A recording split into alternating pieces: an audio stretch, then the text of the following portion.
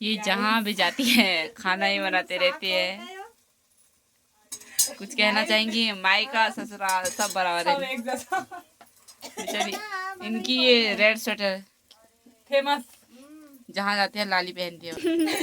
गानी कंटेंट की दी अपने गांव के लिए कहने के लिए तो बहुत शब्द हैं, लेकिन अभी नहीं कह रही। अभी काम हो रहा है मेरा। और कुछ और की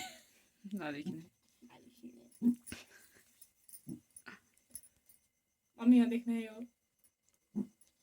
ए भी हो हाथ पड़ो। तो फिर से हमारे नए ब्लॉग में आप सभी का स्वागत है। आज का ब्लॉग हम रात को शुरू कर रहे हैं।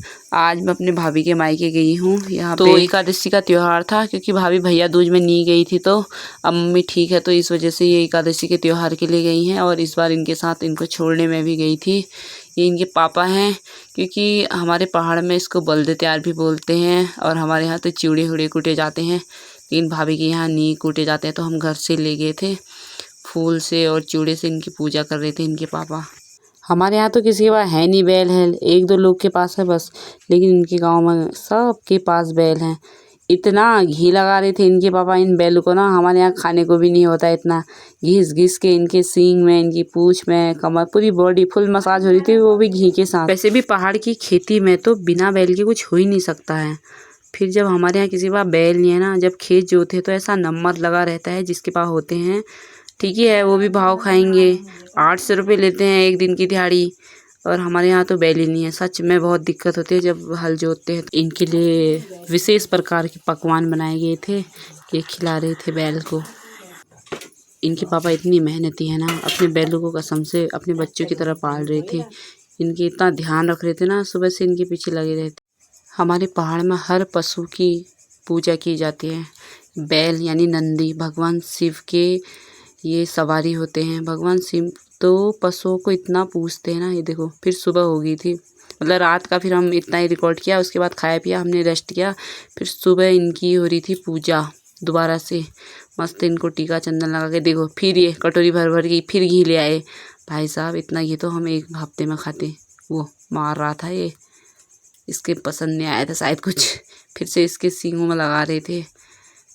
मस्त इनकी मसाज हो रही थी। फिर से एक तो बैठा था, उसके बाद फिर ये देखो इनकी पूँछ को भी बिल्कुल घी से तर बना दिया था गाइस।